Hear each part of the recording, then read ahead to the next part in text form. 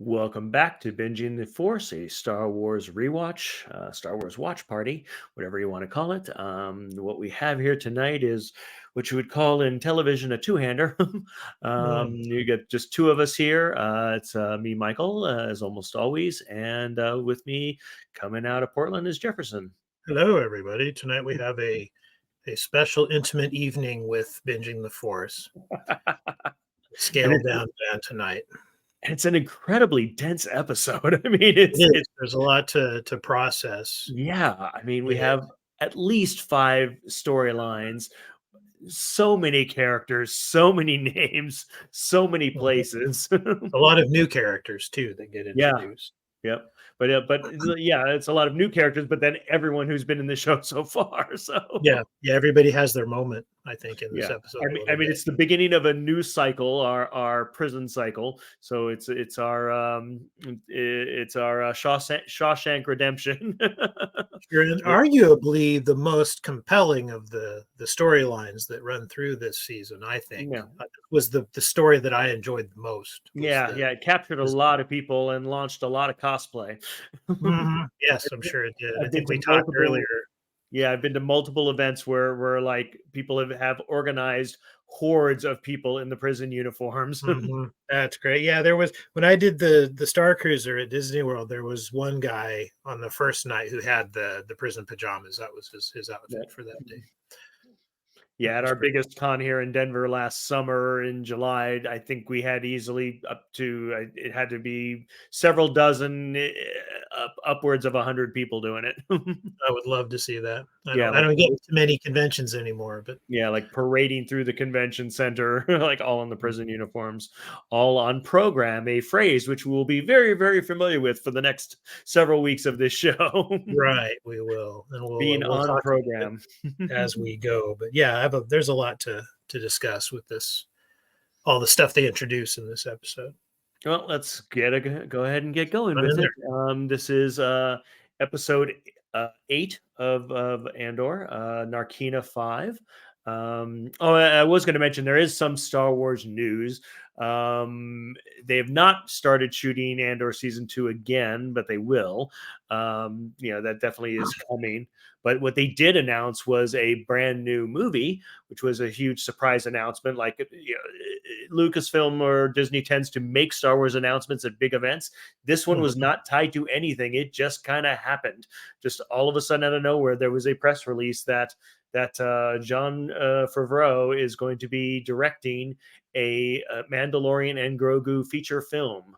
Mhm. They didn't confirm whether it was in lieu of a season 4 or not, but it seemed like it was in lieu of a season 4.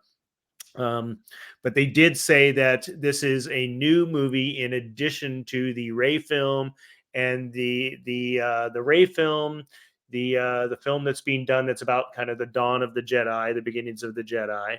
And in addition to Dave Filoni's film that is combining all the disparate kind of Mhm. stories, in the current post Return of the Jedi timeline. Um, The Star Wars Avengers. yeah, but this is in addition to his second season of Ahsoka, which had not previously been confirmed or discussed. Mhm. So he is currently working on scripts, and I would guess that he probably worked on scripts during the strike, because I mean, he and John Favreau are writers, directors, actors and producers. Um, they're in multiple guilds, but there was nothing stopping Dave Filoni from sitting there during the writers' strike, sitting there and writing scripts for something that he was going to be doing later on. So Sure, sure. it, The it only just thing that they just couldn't be paying him for it. right. The only thing that gives me pause about this announcement is how many Star Wars movies have been announced over the last 4 or 5 years, and how many have we actually seen? How many have even started production? Yeah, and a lot of I've also heard a lot of that response online, but they didn't have John Favreau or Dave Filoni involved. Yeah, but I'll still believe it when I see it, I guess, at Yeah, this point, because it seems like Disney frequently puts the cart before the horse with these Star Wars announcements lately. So yeah. we'll We'll see. I see. mean, Time will I'm tell. happy to see it. I was excited about the Ray movie, which I had read is now on hold apparently because That Disney hasn't doesn't been like confirmed the either. script. Yeah. Yeah, apparently Disney doesn't like the script and the writer doesn't want to change it. So Gotcha. the Yeah, textbook creative differences there. I But mean that kind of that's stuff. so who Yeah, knows if that's that kind of stuff does happen all the time. So, yeah. okay, let's go ahead and jump into Andor season 1, the only one we've got so far, episode 8, Mhm. Narkina 5.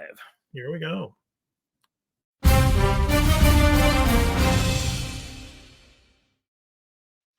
Okay, we've got our logo, Andor. Hmm. You've cut in that valuable lead-in time though that you Yes, made. yes, I didn't give us our recap. That's all right. So here we are. Where are we? Here we are being led into the prison.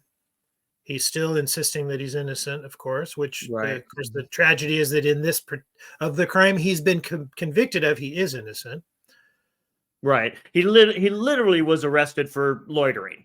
I Yeah. mean, he Not was even not that. doing anything. He was a tourist. He wasn't attacking anyone. He wasn't doing Right. anything. He literally got arrested for being in the wrong place at the wrong time, and he got 6 years for it. Yeah. And in the recap, they did Yeah. say He that was there arrested was for yeah.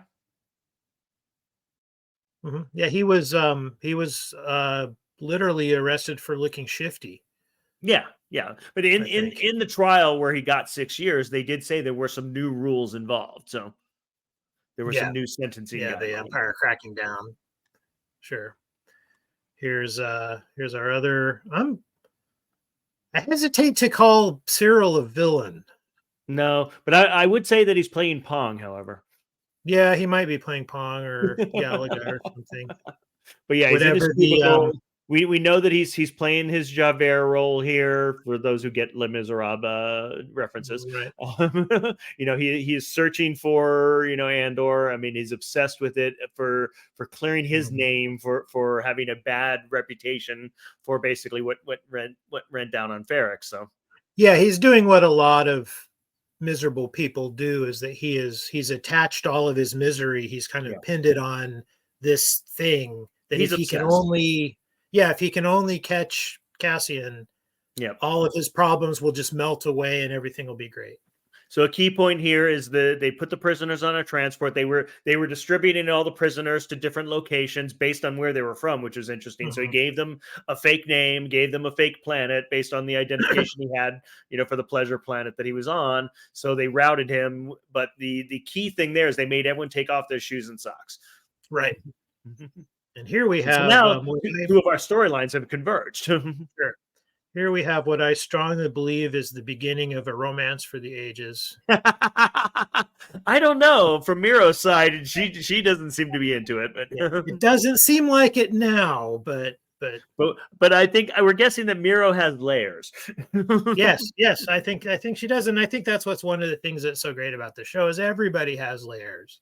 Yeah. Yeah, We're I mean, the thing is, from the two of their standpoints, it's a much more important thing to Cyril than it is to her. For sure her, she's simply trying to use him to extract enough information to move forward one space, in the game that she's playing, which is right. basically getting to Luthen. I mean, she Hmm. she she knows that this player is out there trying to put pieces together for a rebellion, and she is on the scent of it, Hmm. and she knows that Cassian Andor and somehow is attached to it, you know, and Right. he's tied to that because he's been using his job, his middle management job in the kind of records bureau or whatever, to try to find information about Cassian Andor, and so she noticed him doing that, so that brought him to her attention.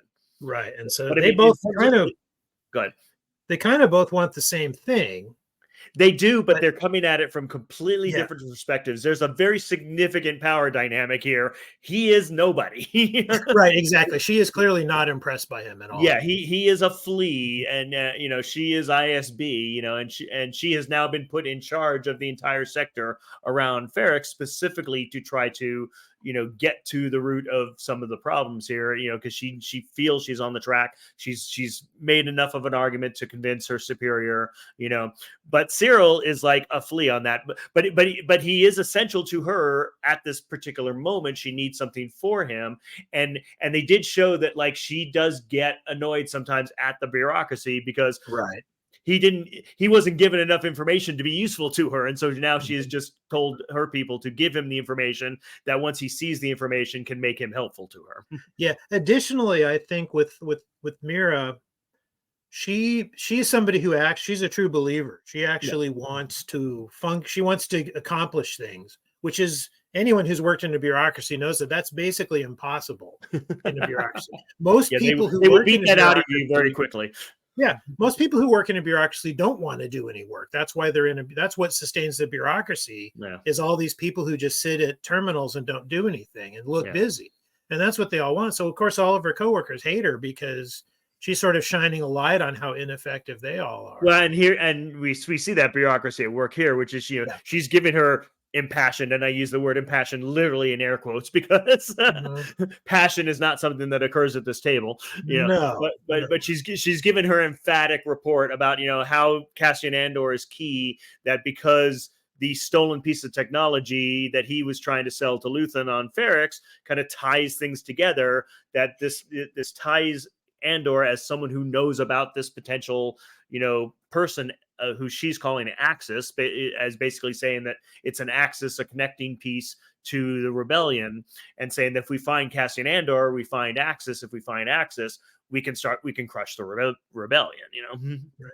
It's interesting to me too, watching this right now, noticing how rapidly they're cutting between Miro and Andor.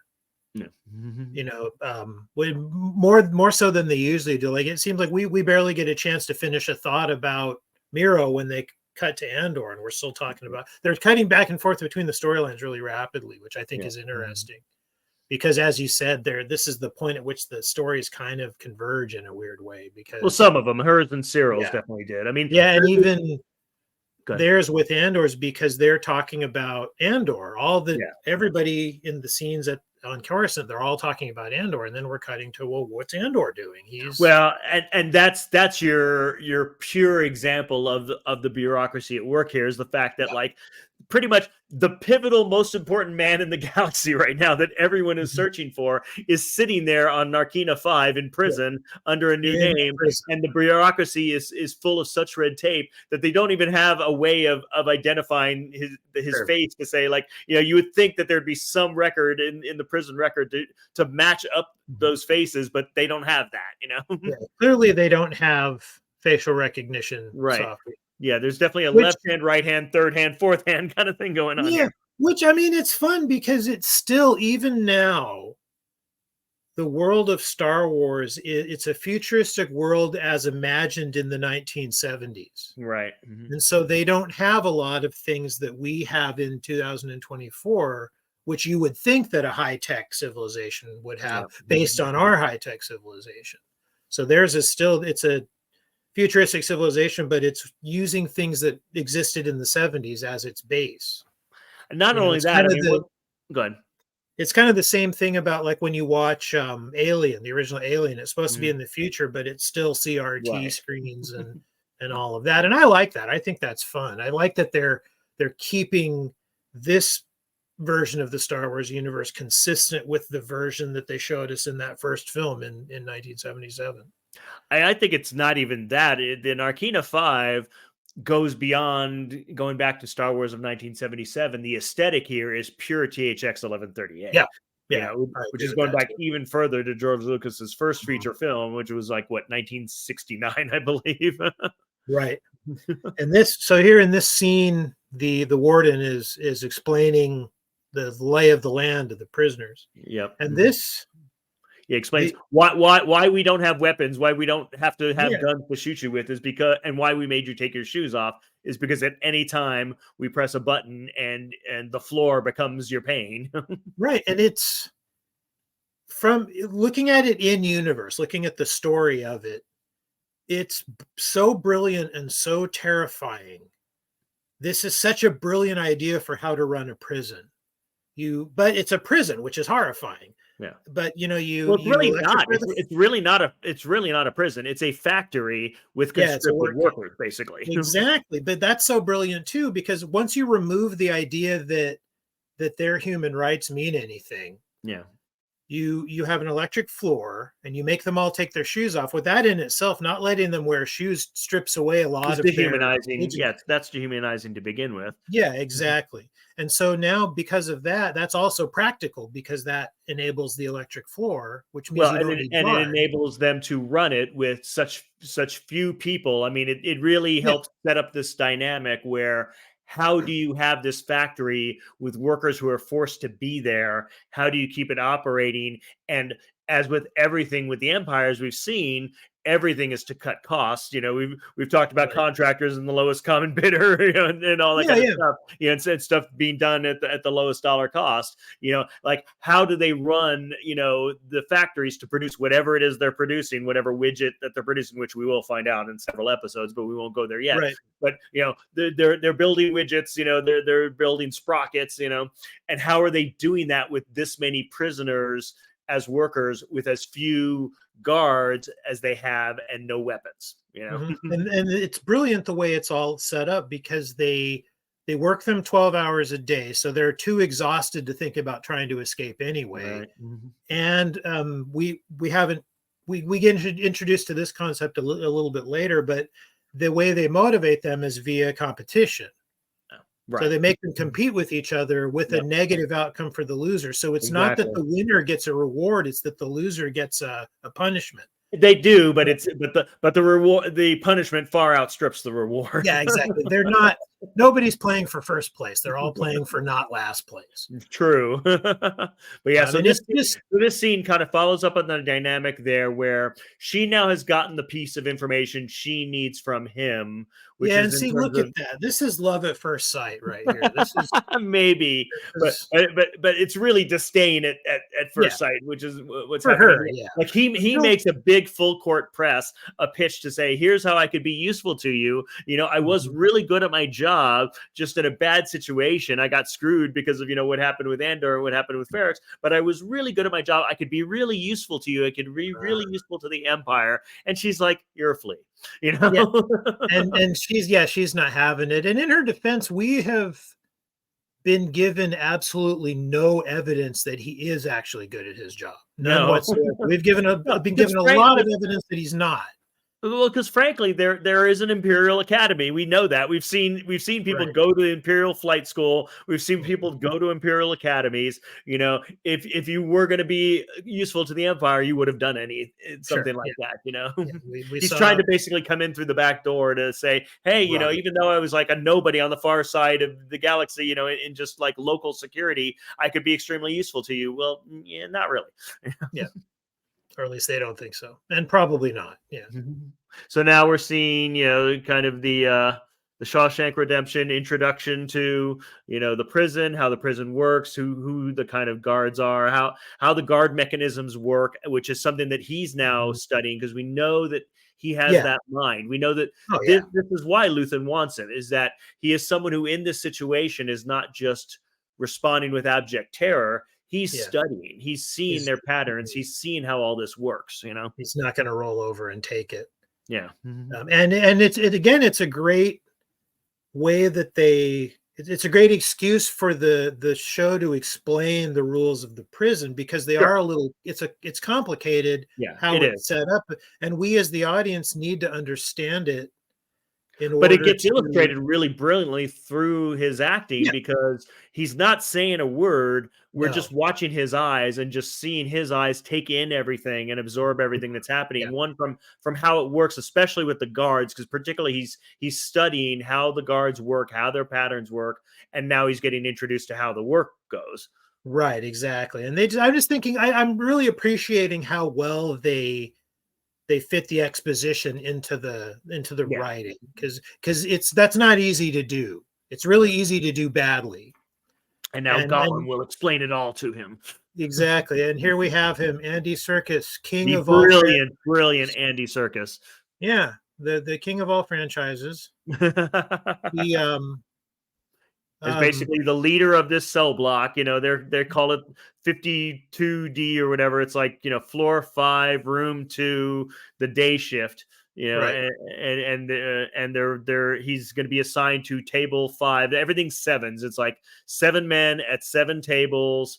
You Right. know, It's all base so 7. there's 49 in this room, and then there's 7 rooms on each floor, and then there's 7 floors. So there's like 49, of everything. There's like 7 of everything, 49 of everything.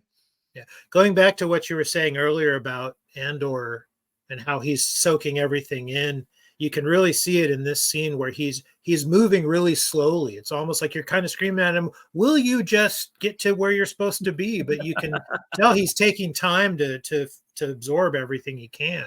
Well, there is a fundamental shift, though, and like I said, it's all in his face. I mean, his acting here is brilliant. I mean, because initially, like in these early phases here, and when he's being brought in, he's studying the movements and everything. But you're going to see his face change to where once he realizes the full scope of what he's looking at. I mean, the full scope of what he's facing is at least 6 years of this mind-numbing Yeah. existence.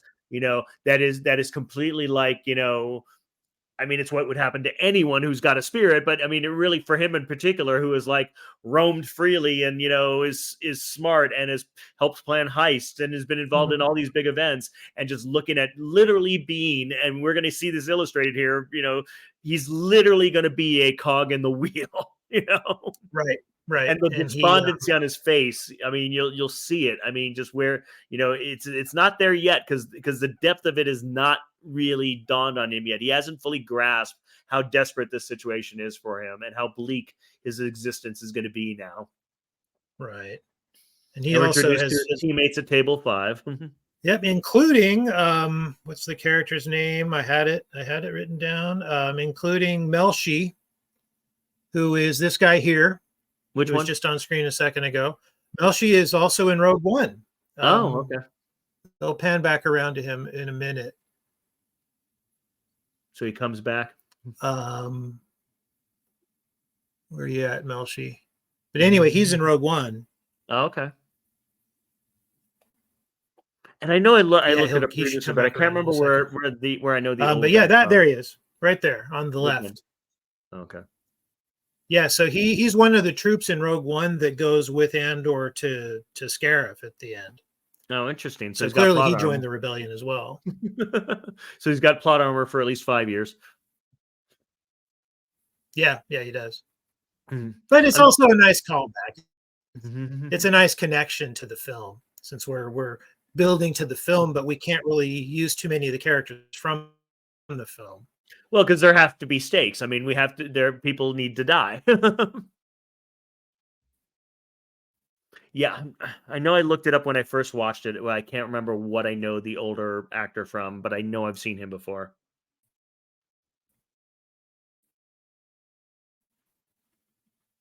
You still there? Or are you frozen? Oh, I think you're frozen. Okay. I think we lost Jefferson. That's a first.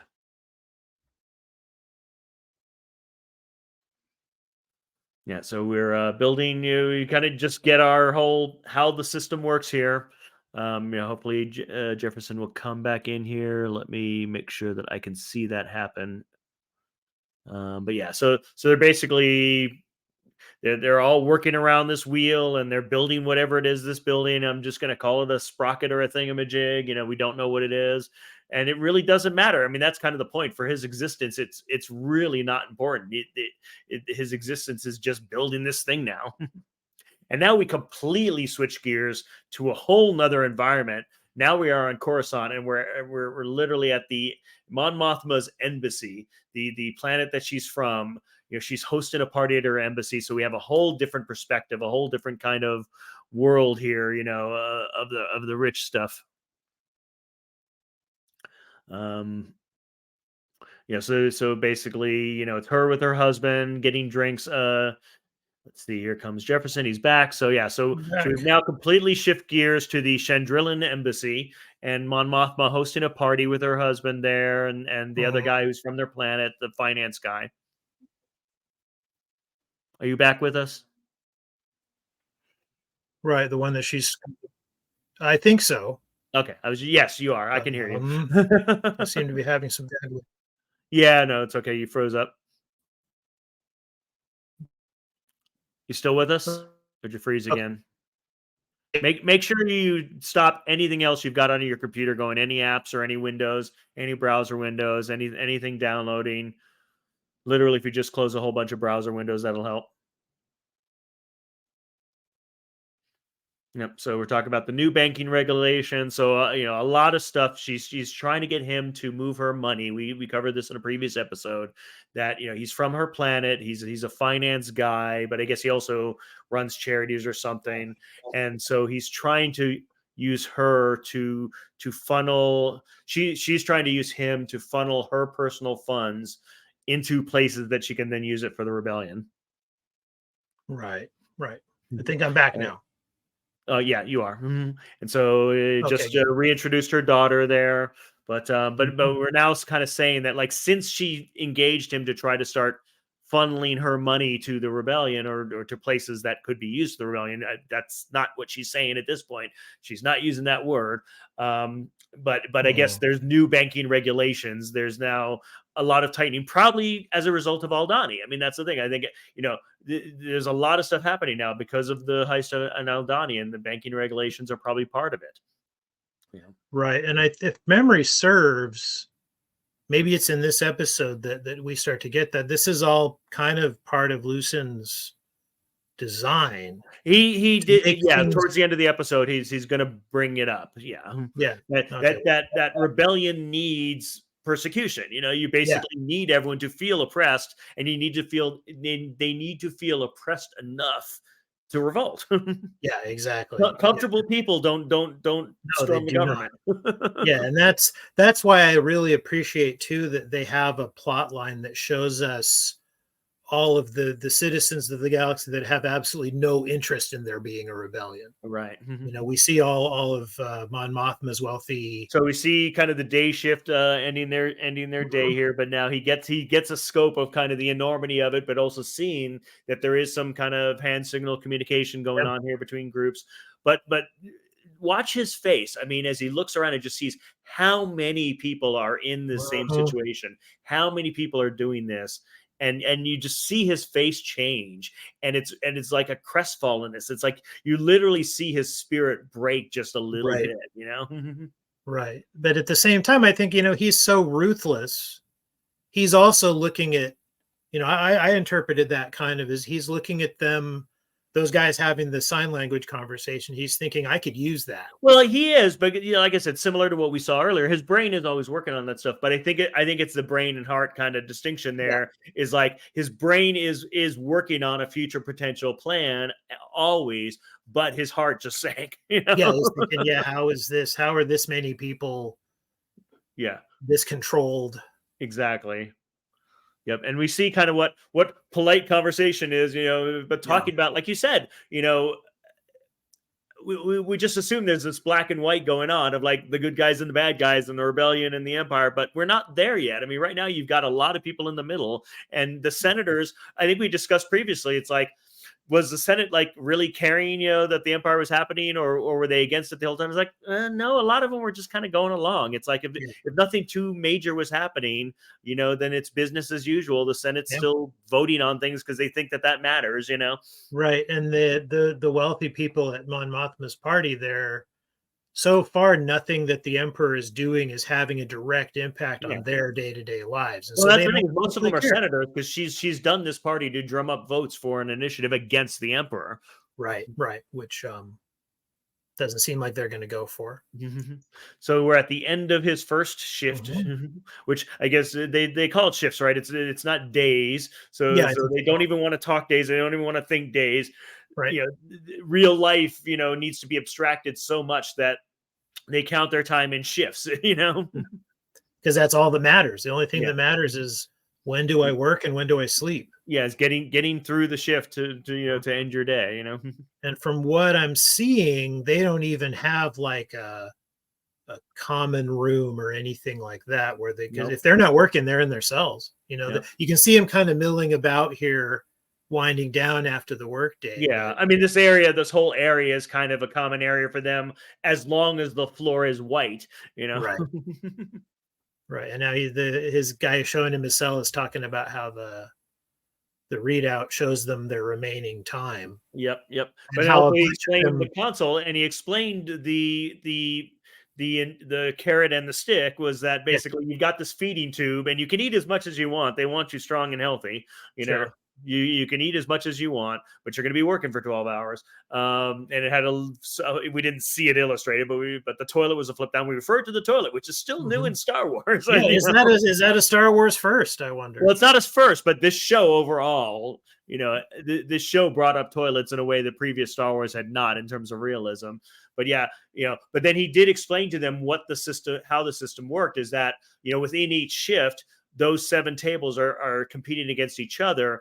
The feeding tube is basically bland. It's like just pure, basically bland nutrition coming out. But if you come in first, the food, or if you come in second, the food has taste. If you come in first, the food tastes better. Right. Yeah, you get your rooster thought. Your choices are bland, taste, and better taste. So that's what you get if you win. If you lose, if you're the table in last, you get the floor. The floor goes off on you, and we can intuit. They never showed us because it went straight from the shift to them standing after the shift. But we knew that his table was behind because they were down 1 man until he showed up. So the dialogue there was basically leading us to believe that they were going to lose that shift. And so when the guy was showing him his room, the first thing he said to him is, "Tough day for you getting the floor twice." Right. Because he got the floor as the illustration of the floor. Everyone gets that on the first day. They get shown how the floor works so that, you're like, if you're good, you should never have to feel this ever again. But then but then we can assume that they got that his whole team got the floor, because they came in last. Because they came in last. Yeah. Yeah. Yeah. Here we are back at the cocktail party. Yeah, back at that, such a dramatic shift from prisoners to a party in an embassy on Coruscant. And what's neat is the whole color palette changes. Oh yeah. We go from that stark white to this. We go from no color palette to have any color palette. Yeah, exactly. Well, but in the prison, it's all they give them the orange stripes on their costumes, and that's very calculated. Yeah. To just make it stark, whereas the lighting is softer and warmer. Yeah, I mean the factory is right out of THX 1138. Yeah. If you've never watched that, for the audience, if you've never watched the film, I highly recommend it. It's a great dystopian future vision bleak thing that George Lucas started as his first feature film out of college. Like most science fiction. What is the deal with ages? I mean, we've talked about relative ages and stuff, but I mean, we know Padme was like princess at like 12, yeah, and senator at 14 or something. Yeah, senator like 14, and then they just told us that from Chandrila, the ancient ways was she and her husband were married at 15, and she was made senator at 16, so they came to Coruscant. So he followed her because he had married her, and then she was made a senator at 16. And that meant that they moved to Coruscant. Yeah, and what this is it's sort of I like to call it sort of continuity backfill, where they're taking something from the previous films and they're doing something to make that make more sense. Because even back to Princess Leia in the original film, they never say how old the character is meant to be, but Carrie Fisher was 18 when they filmed it. And I believe the character was supposed to be like maybe 16. So yeah, but more importantly, she's a senator. She's a government representative at the age of 18. It's not 30 days later; it's 30 shifts later. 30 shifts later. Who knows? He's now survived one month worth of shifts. Right, and he hasn't escaped yet.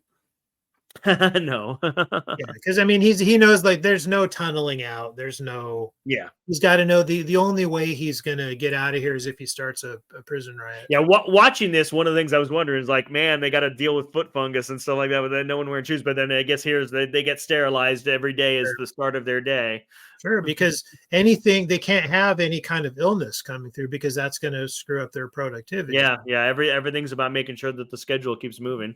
Right, exactly. So in a way, I mean, again, it's both impressive and horrifying, but it is interesting to see it's a prison where they have a vested interest in keeping everybody healthy, which most real world prisons do not have that vested interest. No, there's actually a great history of prisons being used as work camps, and Mhm. and it was a major plot point of Shawshank Redemption. Yeah, So no, there is a great history of using prisoners to perform work for the state. yeah. We had some stuff in the news recently here in Oregon about poor health conditions at one of the local Mhm. prisons. So Yeah.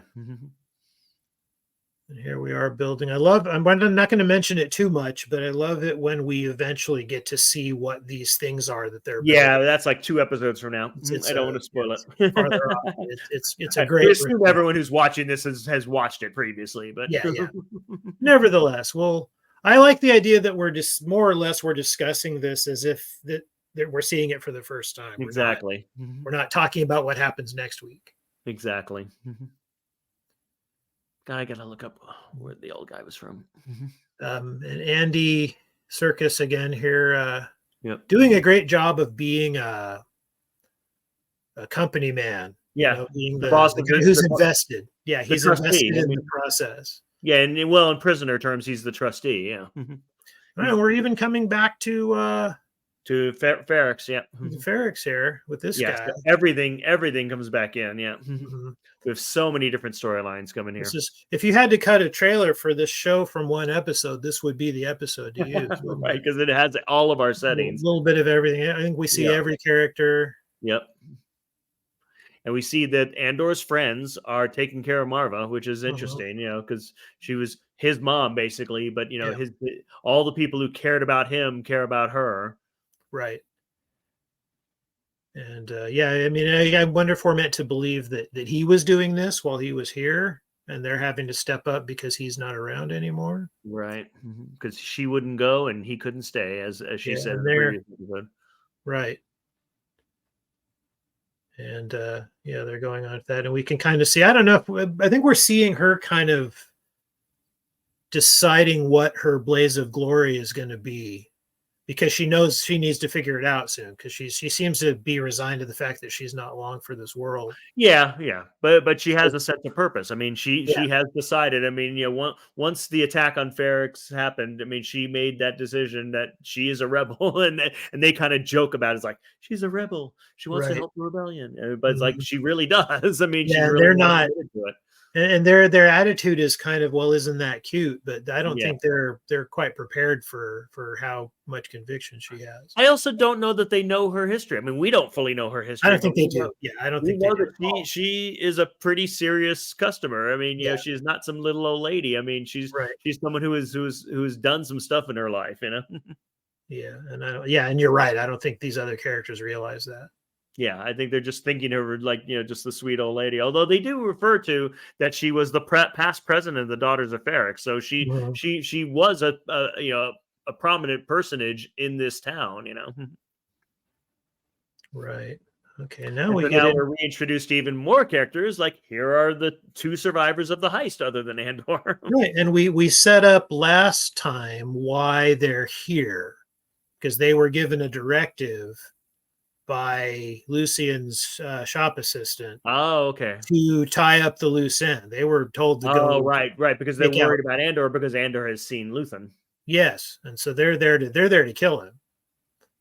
Interesting. And they don't know where else to start. They don't know where he is, and it's a big galaxy. So that's why they're here is to. And that's as far as like what Luthen's assistant knew was Ferrex was the connection. So Yeah, yeah, and it's a neat way to keep these two characters involved in the story because without this, we would have no reason to come back to these two because the heist is over.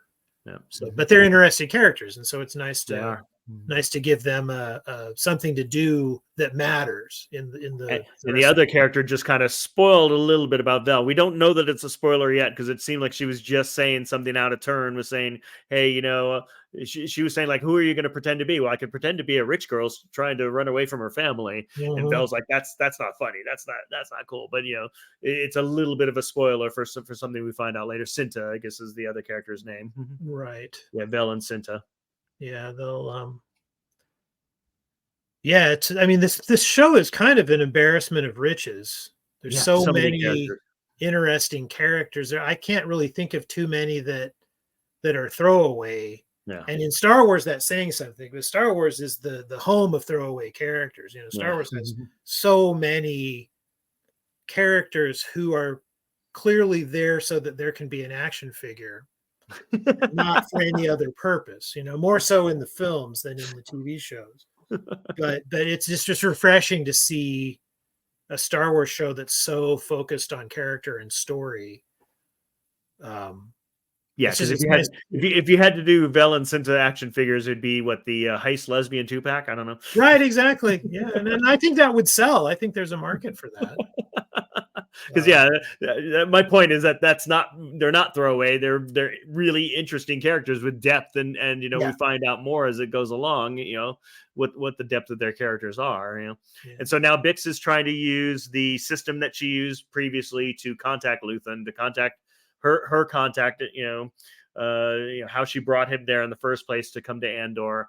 And so she's trying to reach out to Andor to let him know, hoping that they can contact him, because no one knows. Literally, no one knows where Andor is. There's no one who knows him. There is no one of any relevance in the galaxy. No one knows that he's sitting on this prison. That he's sitting in this prison the entire time. Everyone's looking for him. His friends are looking for him. The rebellion is looking for him. The Empire is looking for him. Everyone is looking for Cassian Andor, and he's sitting there making widgets. Yeah, and what a brilliant bit of. I mean, I don't know if it was one writer that came up with it or if it was a room full that brainstormed it, but given the problem, okay, our story is about how everybody is looking for this guy. Yeah. Where is he actually? Yeah. How is he so effectively hiding from everyone? Right. What a brilliant solution to that story problem, Yep. Yeah. Is that he doesn't have to do any of the work to hide him. The Empire's hiding him, essentially. Yeah. The Empire's... And it gives him a different set of problems, because normally, like, there have been fugitive stories, aplenty. Yeah. And there are a certain set of fairly interesting problems that come with the character being a fugitive and having to hide out and not give out his identity and all of that. And they could have done that, and that probably would have been fine. But giving him the problems of being in prison is it's unexpected, and it's a really neat solution to the problem of what do we do with these characters. They didn't do the obvious thing, which is something else that I appreciate. And from a writing standpoint, yeah, there was a overall creative, producer, running the whole showrunner for it. But this episode in particular was written by Beau Willimon, who had created the series House of Cards on Netflix. So he knows political intrigue, he knows deep characters. Right. He knows I don't know what the word I'm looking for, malevolence in government. Right. If you've watched House of Cards, there's so many of the amazing dramatic elements that can come into play here from having created House of Cards. And a good writer to pull, a good set of experience to pull in for a show like this. Yeah, exactly. I mean, definitely, like, the writers that they pulled in for this is a completely different category of writers, people who had not worked in sci-fi fantasy previously, and it shows in this show, in that it's an amazing sci-fi fantasy show that brings in a depth of storytelling and drama that you normally would not get in this genre, by the type of writer that they brought in, by bringing in writers who had not specialized in sci-fi fantasy. And it did nothing but make the show better. Yeah, absolutely. Totally. And so now Luthen's off on another quest. Yep. I mean, he's going to abandon that spectacular wig he's been wearing for the last... Right, yes. It's always nice when he still has it right now. And it is a spectacular wig. That is something else. But yeah, once he gets his droid to set the course for where they're going, even his spaceship, take my wig off. Yeah, even his spaceship is an interesting character. It's almost overwhelming. It's almost too much. An embarrassment of riches. Yes, it definitely is. Yeah, so we see here, everyone always has a choice. There is a choice. So basically, as they're sleeping, when the floor is red, it means that it will basically kill them. Right. So you don't want to be on the floor when it's red. And they give you warnings. They tell you, like, 30 seconds, for the floor to go red. So they need to be in their cell by that time. That's why they don't have doors on the cells. You don't need to have a door on the cell when the floor will kill you. But one guy decided he was done. Hmm. Yeah, and not giving them doors is another. It's like not giving them shoes. It's another dehumanizing Hey, absolutely. thing to make them into. Because ideally, the Empire wants these guys so shell shocked that they'll just mindlessly go to work and go to Yep. sleep, Yep. and They are cogs in the machine. yeah, they don't want to give them time to think about anything. Yep. And so yeah, so Bix, tried to call but didn't get a response, and they ended up. Luthen's assistant told him, if you're serious about this, if you're really taking this seriously, we need to cut off that relay. That's a bad thing for us to have at Yeah, this it's point. a And so it's a she just Luthen. shut.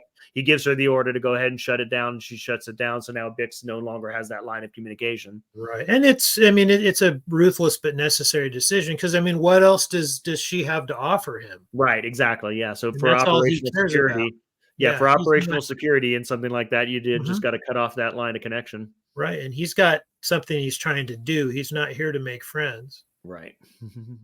So these guys are on their own now. And this And the gives this is all loyalty. it's so great because this gives us this great sort of illustration of why there needs to be a rebellion in the Yeah. first place. We need to show how bad things are. And it's arguable that we don't get enough of that in the original films. We don't really True. get enough of why are they rebelling? What's so Right. bad about We just hear that the emperor's disbanded the Senate, but we never Yeah, saw the Senate. exactly. We don't see in any of them really. We never Right. see civilian life. The only time we come close is in Cloud City and Empire Yeah. Strikes Back is the only time we ever see any civilians really. Right.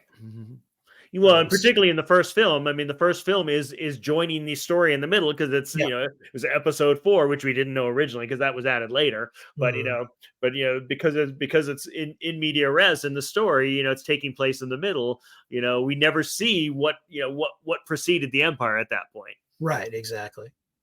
Yeah, now we're seeing that trend. Now we've not only seen what life was like before, we're now seeing the transition. That's the period that's being covered here is the transition from the Republic to the Empire. And here comes the icing on the cake of an already I overstuffed know because they needed to episode. throw in more. Get And Saw and Gerrero. and and here's Forrest Whitaker. Yeah, Forrest Yes. Whitaker is Saw Gerrero, who was in Clone Wars, Rebels, Rogue One. Right. They really a pivotal character in the rebellion. Not always played by Forrest Whitaker, but Hmm. often played by Forrest Whitaker. And yeah, this is really just like the embarrassment of riches just keeps getting worse because you get this great sort of character building exchange where Well, just in this little and it's a very important exchange because it yeah, really shows that we don't have a rebellion at this point. yeah, Rebels are referred to, or the rebellion is referred mhm. to, but there really isn't a rebellion yet, and that's what we're No, seeing. not an organized one. Yeah, it's a Yeah, bunch of we're different seeing groups. as there.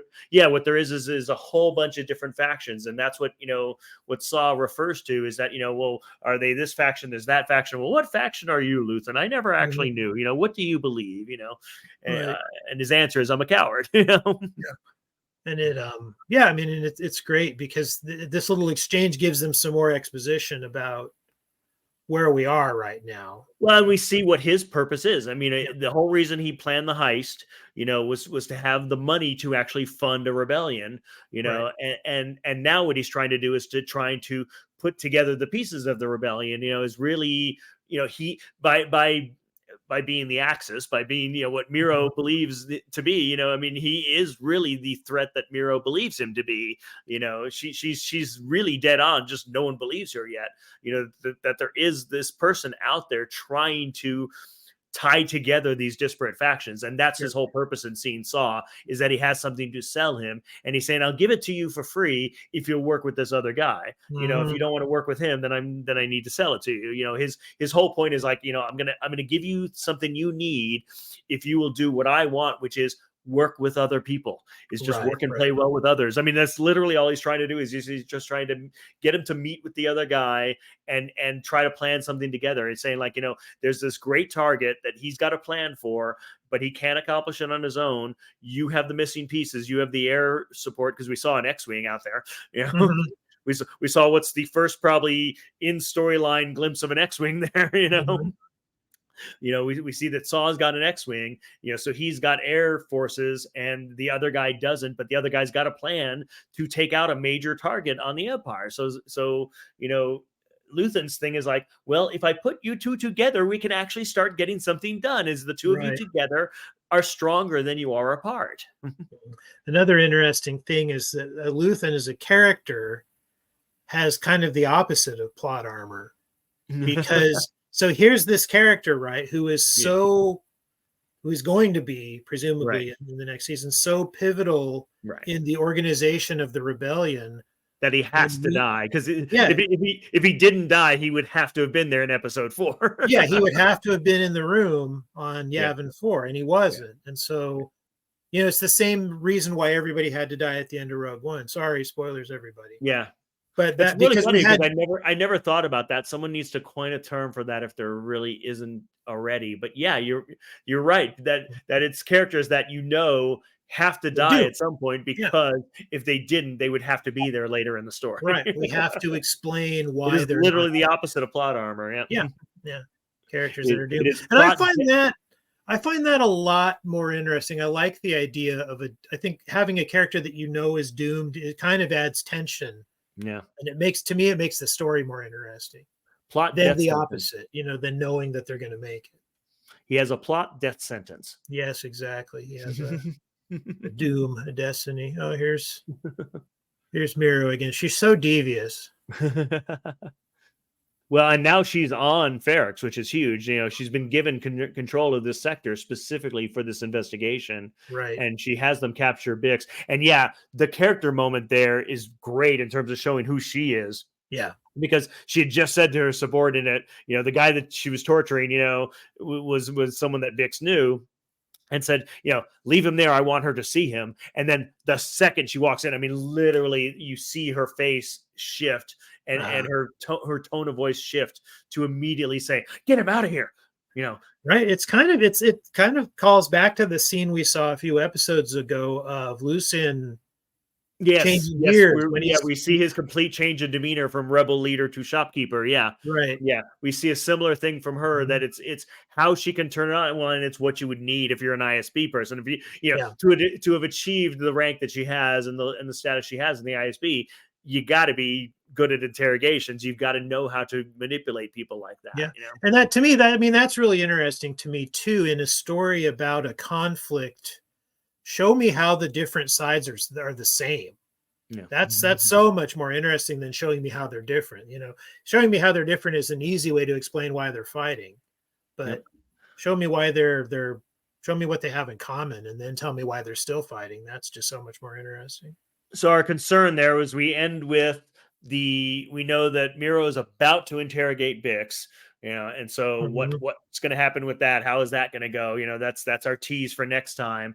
And then, you know, and we know that what Bix, sorry, too many names, too many words. Yeah. What Miro is going to interrogate Bix about is how to find Cassian Andor. And so what do we cut to? Where is Cassian Andor? Like, you know, it was exactly what you were saying before. And what we've been talking about all episode is the whole episode is like, you know, this most wanted person in the galaxy. And the last thing is just showing him, you know, he's just working in the factory, you know, just building stuff. And then the camera pulls back. It's like, you know, that's where he is. And it's the one place no one's going to be looking for him. The Empire's literally, you know, hid him away and done that for him. You know? Yeah, they've done his work for him. And it speaks to the Empire's arrogance too, that it doesn't even occur to them. Maybe we already have him. Maybe we should check. Yeah, maybe we should check all of our prisons first, you know? Right. It didn't even, because they've built up, especially with what we see with Miro, and to a greater extent with Cyril, they've built up Andor as being this boogeyman. Yeah, exactly. There's no way he could have gotten caught. That's ridiculous. There's no way he could be caught. He's so brilliant. He's so devious because he eluded us. You know, Cyril, it's like, well, he eluded me, so he's got to be absolutely brilliant and cunning. You know, he must be hiding somewhere, and he must be so good at it. You know, must be a criminal mastermind. It's the depth of irony and the depth of the quality of the writing of this show. Yeah, agreed completely. I did want to mention one thing in our previous storyline in the heist. Eben Moss Backrack, who, you know, played one of the heist guys, and I literally predicted a couple weeks ago on the show. I said, you know, future Emmy winner. Well, he did in fact win the Emmy. All right. All right. He won the Emmy for Best Supporting Actor in a Comedy for The Bear, and we could discuss the fact that The Bear won Best Comedy, Best Actor in a Comedy, Best Actress in a Comedy, Best Supporting Actor in a Comedy. The Bear's a comedy. Yeah. Well, if you've watched The Bear, I have not seen it, but I'll definitely ask you for Emmy picks for next year. You clearly have watched. Yep. Yeah, basically like 3 shows won everything. Yeah.